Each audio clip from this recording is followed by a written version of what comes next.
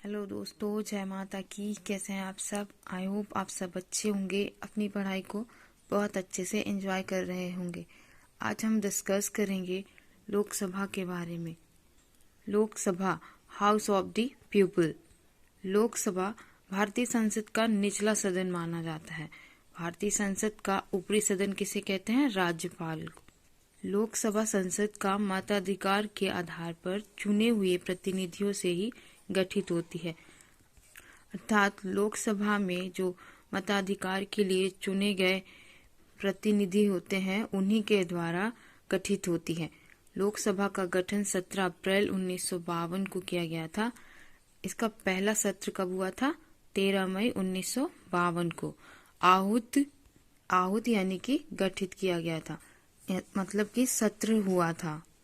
लोकसभा का कौन से अनुच्छेद में जिक्र है? तो अनुच्छेद 81 एवं 331 में।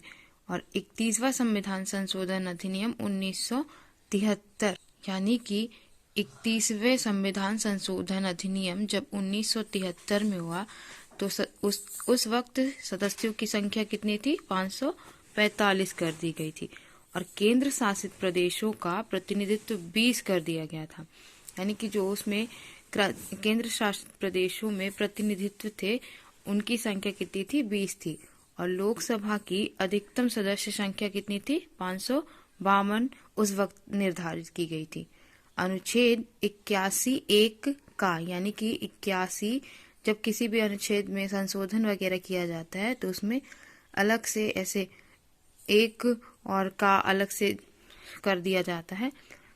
तो इस अनुच्छेद में राज्यों के प्रतिनिधित्व कितने थे? 530 से अधिक नहीं होंगे, ऐसा उसमें प्रावधान था। और इसका प्रत्यक्ष चुनाव होगा, यानी कि लोकसभा में प्रत्यक्ष चुनाव होगा। और अभी बात करते हैं अनुच्छेद 81(1) खा की। ये का था जिसमें क्या दिया गया था? इसका प्रत्यक्ष चुनाव होगा। और 81 खा में संघ राज्य क्षेत्रों के प्रतिनिधित्व कितने होंगे? 20 से अधिक नहीं होंगे, इसमें यही प्रावधान है। और फिर अनुच्छेद 331 में क्या है? राष्ट्रपति अधिकतम 2 सदस्यों की लोकसभा के लिए मनोनीत कर सकता है, यानी कि राष्ट्रपति को इतना अधिकार होता है कि वे अपने तरफ से 2 सदस्य मनोनीत कर सकता है। वर्तमान समय में लोकसभा की प्रभारी संख्या कितनी थी? 545। 543 निर्वाचित थे और प्रतिनिधि एवं 2 सदस्य राष्ट्रपति के द्वारा मनोनीत, यानी एंग्लो इंडियन सदस्य हैं। एंग्लो इंडियन का मतलब होता है कि जैसे कि किसी भी इंसान के पेरेंट्स, माता या तो पिता, किसी एक का दूसरे देश से होना या फिर ताल्लुक होना। जैसे कि माता किसी दूसरे देश से है और पिता इंडियन है तो वह एंग्लो इंडियन कहलाते हैं। अभी बात करते हैं प्रथम लोकसभा की। तो प्रथम लोकसभा 1952 में पहले आम चुनाव होने के बाद देश को अपनी पहली लोकसभा मिली थी, यानी कि 1952 में जब पहला चुनाव हुआ था उस वक्त देश में पहली लोकसभा मान लो कि मिली थी।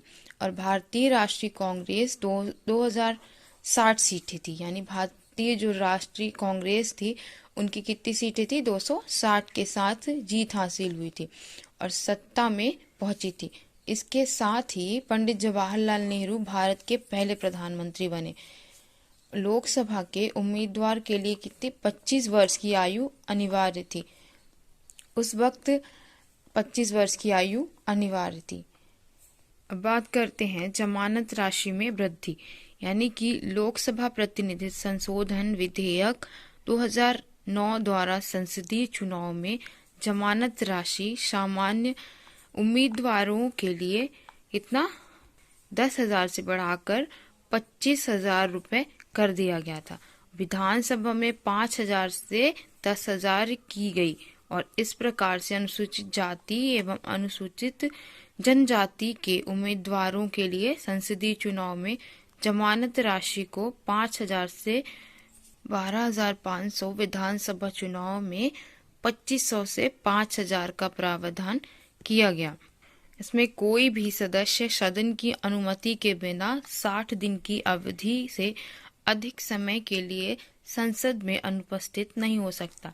अर्थात संसद में जो सदस्य हैं वे बिना अनुमति के 60 दिन से अधिक अवधि के लिए संसद से अनुपस्थित नहीं हो सकता है। ऐसा क्यों? अगर ऐसा किया गया तो सदन से उसकी सदस्यता क्या होगी? समाप्त हो जाएगी। राष्ट्रपति सभा लोकसभा के अधिवेशन बुलाता है और स्थगित भी करता है, यानी कि जो राष्ट्रपति होता है वही लोकसभा के अधिवेशन में बुलाता है और स्थगित भी करता है। बात करते हैं लोकसभा का कार्यकाल। लोकसभा का कार्यकाल अपनी पहली बैठक से लेकर 5 वर्ष, यानी कि जब पहली बैठक होती है उस दिन से काउंट किया जाता है, उसके अगले 5 वर्ष तक क्या होता है? उसका कार्यकाल। और उसके बाद स्वतंत्रता भंग हो जाती है। यदि आपातकाल की घोषणा की जाती है तो संसद को इसका कार्यकाल कानून के द्वारा एक समय में अधिकतम 1 वर्ष तक बढ़ाने का अधिकार होता है। यानी कि यदि किसी बहुत अधिक कानूनी कार्य की कार्यवाही होती है तो उसमें यह अधिक से अधिक 1 वर्ष तक बढ़ाने का अधिकार होता है। और आपातकाल की घोषणा समाप्त होने की स्थिति में इसे किसी भी परिस्थिति में 6 महीने से अधिक नहीं बढ़ाया जा सकता। आपातकाल सिर्फ 6 महीने से अधिक नहीं बढ़ा सकते। लोकसभा की विशेष शक्तियां क्या होती हैं? लोकसभा की विशेष शक्तियां, मंत्रिपरिषद केवल लोकसभा के प्रति उत्तरदायी होते हैं। जो मंत्रिपरिषद होते हैं वो सिर्फ लोकसभा के लिए ही उत्तरदायी होते हैं। और अविश्वास प्रस्ताव सरकार के विरुद्ध केवल यही लाया जा सकता है। और धन बिल पारित करने में यह निर्णायक सदन है, यानी जो धन विधेयक बिल पारित होता है वो यही सदन निर्णायक होता है। और राष्ट्रीय आपातकाल को जारी रखने वाला प्रस्ताव केवल लोकसभा में लाया और पाया। बात करते हैं लोकसभा अध्यक्ष स्पीकर की। लोकसभा अध्यक्ष स्पीकर प्रेजेंट में कौन है? ओम बिरला। और वर्तमान में लोकसभा अपने निर्वाचन सदस्यों में से एक सदस्य को अपने अध्यक्ष स्पीकर के रूप में चुनती है। लोकसभा अध्यक्ष का स्थान प्रधानमंत्री को छोड़कर मंत्रिमंडल के अन्य सभी मंत्रियों के में से ऊंचा होता है। यानी कि जो मंत्रिमंडल होता है अन्य सभी सदस्य के मंत्रियों में से ऊंचा होता है। और लोकसभा का अध्यक्ष किसी न्यायालय के सामने उत्तरदायी नहीं होता है और वह लोकसभा से संलग्न सचिवालय का प्रशासनिक अध्यक्ष भी होता है, प्रशासनिक अध्यक्ष होता है। और किंतु इस भूमि के रूप में वह न्यायालय के अध्यक्ष उत्तरदायी होते हैं। इसमें भारत की पहली महिला लोकसभा अध्यक्ष कौन थी? मीरा कुमारी थी। लोकसभा स्पीकर की विशेष शक्तियां क्या होती हैं? पहले कि दोनों सदनों का सम्मिलित सत्र बुलाने पर स्पीकर ही उसका अध्यक्ष होगा। यानी कि जब लोकसभा या राज्यसभा दोनों सदनों को सम्मिलित स्पीकर बुलाना होगा तो उसके अध्यक्ष कौन होगा? लोकसभा स्पीकर। और वह सदन को अनिश्चित काल तक स्थगित कर सकता है, परंतु सत्रावसान होने पर केवल राष्ट्रपति ही सदन को आहूत कर सकता है, यानी सत्र बुला सकता है। धन बिल का निर्धारण पर स्पीकर के निर्धारण के बिना साक्षांकित नहीं करता है तथा उसका निर्धारण अंतिम तथा बाध्यकारी होगा।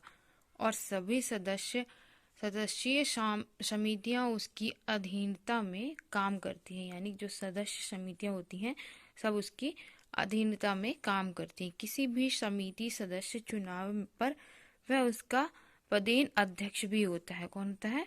पदेन अध्यक्ष। और लोकसभा के विघटन होने पर भी उसका प्रतिनिधित्व करने के लिए स्पीकर पद पर कार्य करता है। अध्यक्ष या उपाध्यक्ष को हटाने के लिए प्रस्ताव विचाराधीन हो उस बैठक की यह पदाधिकारी अध्यक्षता नहीं करेगा। आज की वीडियो में इतना ही। आपको वीडियो कैसा लगा प्लीज़ कमेंट बॉक्स में बताएं। वीडियो को लाइक और ज़्यादा से ज़्यादा शेयर करें। चैनल पर नए हैं तो प्लीज़ चैनल को सब्सक्राइब करें। मिलते हैं नेक्स्ट वीडियो में, तब तक के लिए जय हिंद, जय भारत।